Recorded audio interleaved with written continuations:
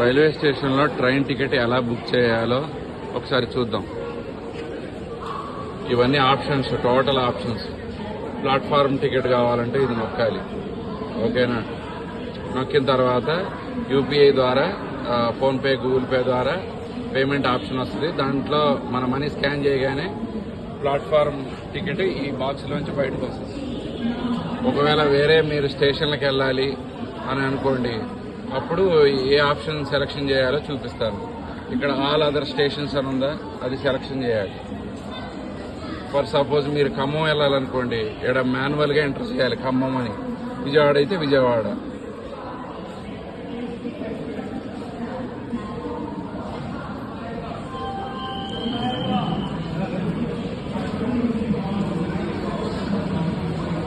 ఇక్కడ ఖమ్మం అని వచ్చింది, ఇది సెలక్షన్ చేయాలి. చేసిన తర్వాత ఫర్ సపోజ్ మీరు సూపర్ ఫాస్ట్కి వెళ్ళాలి, అప్పుడు ఇక్కడ ఎక్స్ప్రెస్కి వెళ్ళాలి, ఇది సెలక్షన్ చేయాలి. చేంజ్ జర్నీ డీటెయిల్స్, ఇది నొక్కాలి. ఇది నొక్కిన తర్వాత ఇక్కడ అన్నీ ఉంటాయి. ట్రైన్ టైప్, సింగిలా, రిటర్న్ జర్నీయా, ఫస్ట్ క్లాసా, ఏసీయా, ఇవన్నీ ఆప్షన్స్ ఉంటాయి. అడల్ట్స్ ఎంతమంది, చిల్డ్రన్స్ ఎంతమంది, అన్నీ సెలక్షన్ చేసుకోవచ్చు. ఇక్కడ మనం ఎక్కేది సూపర్ ఫాస్ట్ కాబట్టి ఇక్కడ సూపర్ ఫాస్ట్ సెలక్షన్ చేయాలి. చేసిన తర్వాత ఇక్కడ పే అని వస్తుంది, అమౌంట్ కింద పే, దీన్ని సెలక్షన్ చేయాలి. చేయగానే ఫోన్పే, గూగుల్ పే వస్తుంది, యూపీఐ. మన ఫోన్లోంచి యూపీఐ సెలక్షన్ చేయాలి. ఇక్కడ ఆప్షన్స్ వస్తాయి. ఓకేనా?